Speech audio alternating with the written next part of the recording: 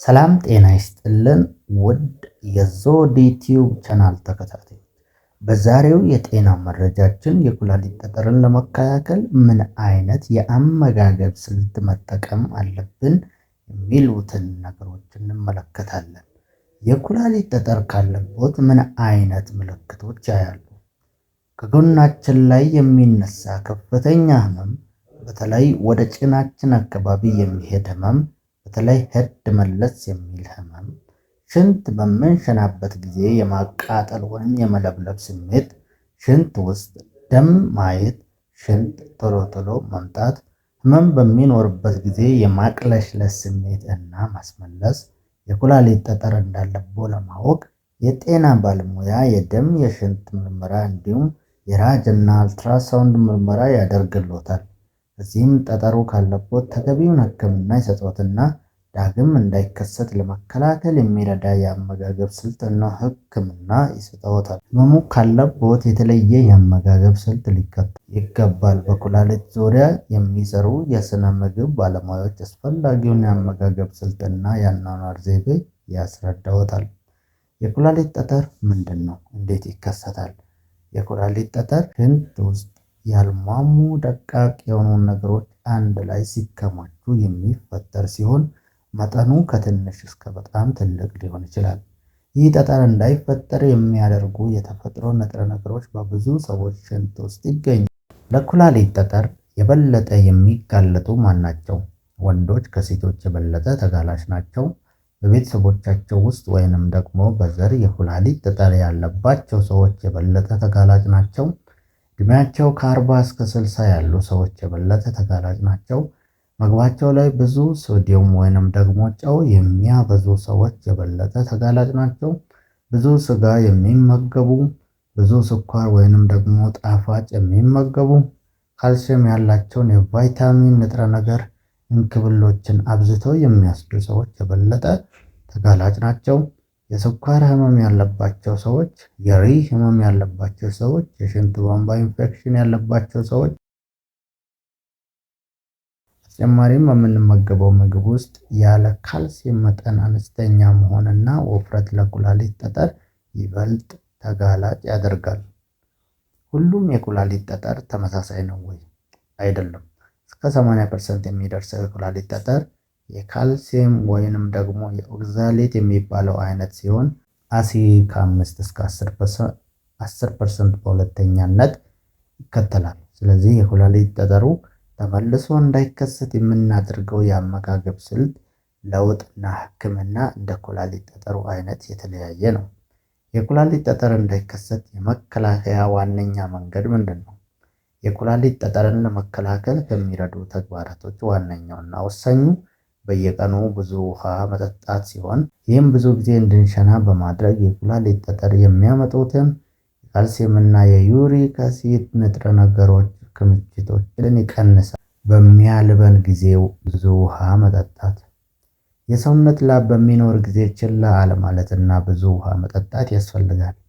ሌላው ማወቅ ያለብን ነገር ሞቃት ዮጋ ወይንም ደግሞ የአካል እንቅስቃሴ እና ከባባድ እንቅስቃሴዎች ለጤና ጥሩ ቢሆኑም ለኩላሊት ጠጠር ግን ሊያጋልጥ ይችላል። ምክንያቱም በእነዚህ እንቅስቃሴዎችም ሆነ በአየር ሙቀት ምክንያት የሚወገደው ውሃ የሽንት መጠን እንዲቀንስ ያደርጋል። ብዙ ባላብን ቁጥር የሽንት መጠናችን ይቀንሳል። ይህም ጠጠር የሚሰራባቸው ማዕድናት ኩላሊት ውስጥ እና የሽንት ቧንቧ ውስጥ እንዲከማቹ ያደርጋል።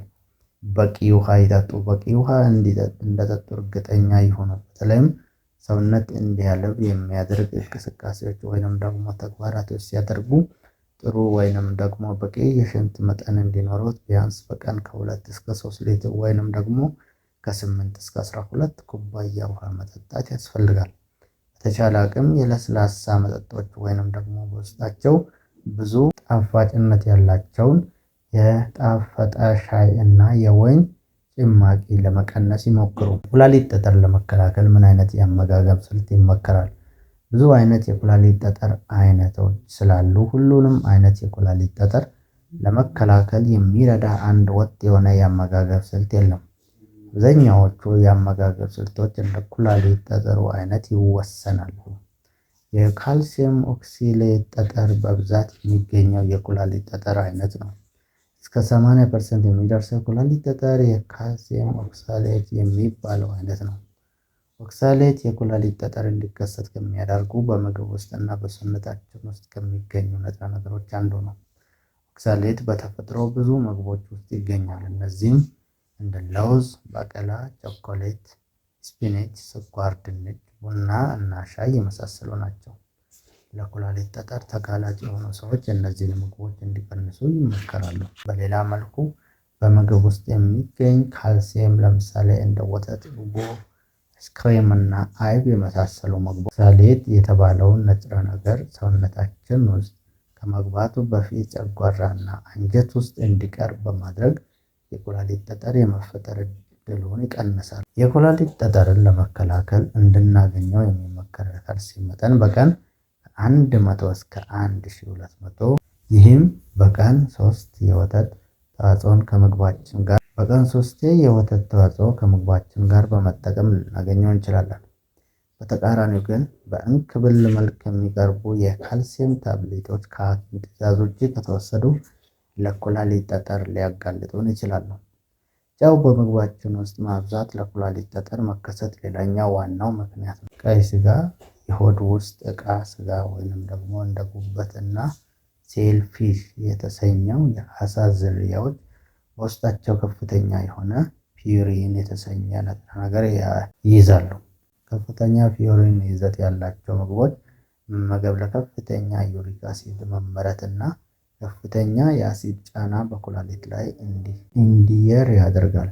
በሽንት ውስጥ የአሲድ መጠን በጨመረ ቁጥር የዩሪክ ጠጠር የመመረት እድልም ጨምሯል። በአጠቃላይ የኩላሊት ጠጠርን ለመከላከል ልናደርገው የምንችለው ነገር ምንድን ነው? የኩላሊት ጠጠር ህመም እስኪመጣ አይጠብቁ። የኩላሊት ጠጠር ህመም እስኪመጣ አይጠብቁ። የሚያስከትለው ህመም አስቸጋሪ ነው። ህክምናውም እስከ ቀዶ ህክምና ሊያደርስ ይችላል። ስለዚህ አስቀድማችሁ ራስዎን ይጠብቁ፣ ቅድመ ጥንቃቄ ያድርጉ። ትክክለኛው መድኃኒት፣ የአመጋገብ ስልትና በቂ ፈሳሽ መውሰድ ይኖርቦታል። አንድ ጊዜ የኩላሊት ጠጠር ካለቦት ተመልሶ የመምጣት እድሉ ከ50% በላይ ነው። ስለዚህ የአመጋገብ ስልትን ስለመቀየር እና የታዘዙ መድኃኒቶችን በአግባቡ ስለመውሰድ ማሰብ ጠቃሚ ነው።